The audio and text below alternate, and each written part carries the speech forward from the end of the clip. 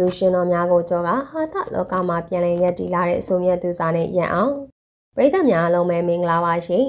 အနုပညာလောကထဲမှာဆယ်စုနှစ်ပေါင်းများစွာခိုင်မာစွာရပ်တည်ခဲ့သူကျွမ်းကျင်သရုပ်ဆောင်တဦးဖြစ်တဲ့အဆိုမြတ်သူစားကတော့အခုချိန်ထိအောင်မြင်စွာရပ်တည်နေတဲ့ရုပ်ရှင်မင်းသမီးကြီးတဦးပဲဖြစ်ပါတယ်သူမရဲ့သရုပ်ဆောင်မှုဟာတာမန်မင်းသမီးတယောက်ရဲ့အစဉ်ကိုကျော်လွန်ပြီး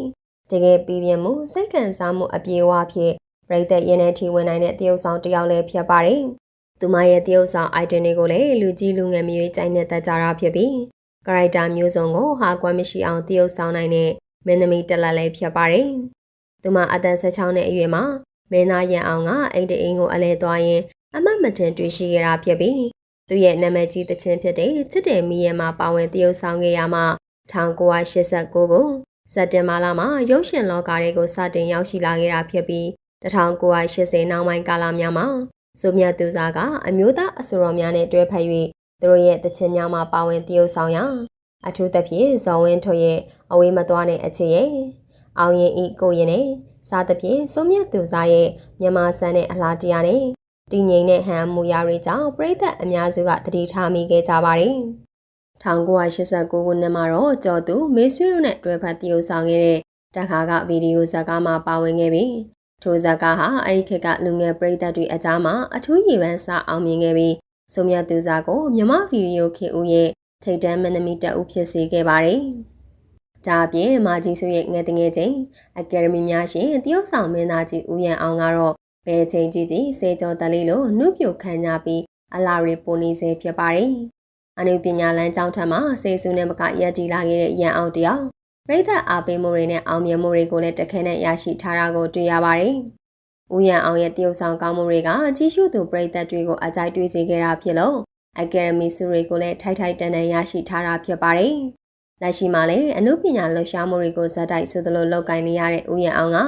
သူရဲ့လှူရှားမှုလေးတွေကိုလူမှုကွန်ရက်ဆိုရှယ်မီဒီယာကတဆင့်ပရိသတ်တွေထံအမြဲဝေမျှလေးရှိသူပါ။ကိုရန်လေးနဲ့မာကြီးဆိုလို့ဆိုလိုက်တာနဲ့အနုပညာလောကမှာဒိဋ္ဌိကျအောင်မြင်မှုတွေနဲ့ကြာရစရုပ်တွေကိုကျွမ်းကျင်ပြီးပြင်ပိုင်နိုင်စွာနဲ့ဇာတ်ကားပေါင်းများစွာရိုက်ကူးထားတဲ့ဝါရင်အနုပညာရှင်နှစ်ဦးကိုအားလုံးပဲမြင်မိကြမှာပါနော်။ထပ်ဆင့်အကယ်ဒမီဆုရှင်တွေဖြစ်ကြတဲ့ရန်အောင်နဲ့အစိုးမြတ်သူစားတို့ကတော့ပရိသတ်တွေရဲ့ရင်နဲ့ရင်းနေအချိန်ထိ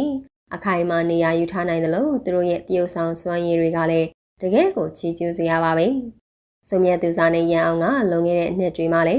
အကယ်ဒမီအကဲဖြတ်တိုင်းအဖွဲ့မှာကိုယ်တိုင်ပါဝင်ပြီးအကယ်ဒမီဆုတွေကိုအတူတူယူခဲ့ကြပါတယ်။အခုလေသူတို့နှစ်ယောက်ကိုမြန်မာနိုင်ငံဟာတာအစည်းအရုံးကနေဟာတာထူးချွန်ဆုကိုချီးမြှင့်ပေးခဲ့ပါတယ်။ဟာတာဇာကားတွေကလူကြိုက်များတဲ့ဆိုပြီးရိုက်ကူးလာရင်လည်း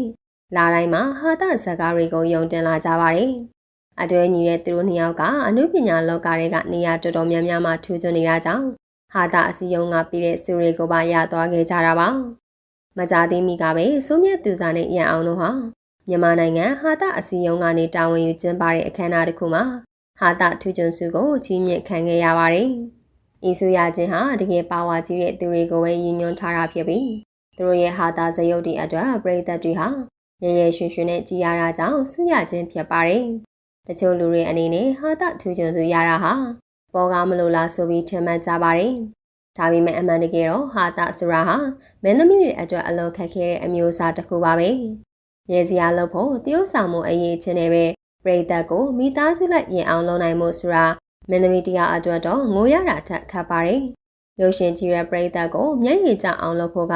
တရုပ်ဆောင်တယောက်တည်းမကြာခဏဖြစ်နိုင်ပါတယ်။ဒါပေမဲ့ရေမောဖို့လုပ်ဖို့ဆိုတာကတော့တကယ်ခက်ခဲပါတယ်။ဆိုမြတ်သူစားကလည်းဒီလိုခက်ခဲတဲ့ဇာတ်အမျိုးအစားကိုယနေ့အချိန်မှာအောင်မြင်စွာတရုပ်ဆောင်နေနိုင်တဲ့သူတဦးဖြစ်ပါတယ်။ဆိုမြတ်သူစားနဲ့ရန်အောင်တို့ကပွဲတိုင်းမှာစုတွေပဲရနေပြီ။ဝါရဲ့လူရှင်တော်ကြီးအချို့တော့ဒီဟာတာစုတွေကိုမရကြပါဘူး။အဲဒါကြောင့်အခြားသူတွေကရောအရေးချင်းမရှိလို့ဆိုမရတာလားဆိုပြီးတော့မေးလာကြပါတယ်။ဟာတာလူရှင်တော်ကြီးတွေကိုကြောတဲ့ပူဇော်ပွဲဖြစ်ပြီးမဲ့လေဒီပွဲမှာဖြူဖြူထွေးကိုလည်းပရဟိတထူးချွန်ဆုဆိုပြီးတော့လည်းပေးလိုက်ကြပါသေးတယ်။ဆိုမြတ်သူစားကတစ်ချိန်ခါတော့ကနာမည်ကြီးတဲ့ရုပ်ရှင်မင်းသမီးဖြစ်ပြီးမဲ့လေအခုနောက်ပိုင်းမှာတော့ဟာတာဇာကားလို့အမည်ခံထားတဲ့ပေါ်ကားတွေမှာပဲတရုပ်ဆောင်မှာတော့တယ်။ရုပ်ရှင်ကြည့်တဲ့သူတွေကိုငိုသွားအောင်လုပ်ဖို့ကတော့လွယ်ပြီးမဲ့လေလူတယောက်ကိုရေမောပျော်ရွှင်သွားအောင်လုပ်ဖို့ဆိုတာမလွယ်ကူတာကြောင့်ဒီဆုကိုရတာကလည်းသူတို့ရဲ့ကိုယ်ပိုင်အရေးချင်းကြောင့်မှလို့ဆိုပါတယ်။အကယ်ဒမီခုနဆုရထားတဲ့ဝါရင်တရုပ်ဆောင်ရအောင်ကလည်းဟ ဟာတာထူးချွန်စုရသွားခဲ့ပြီ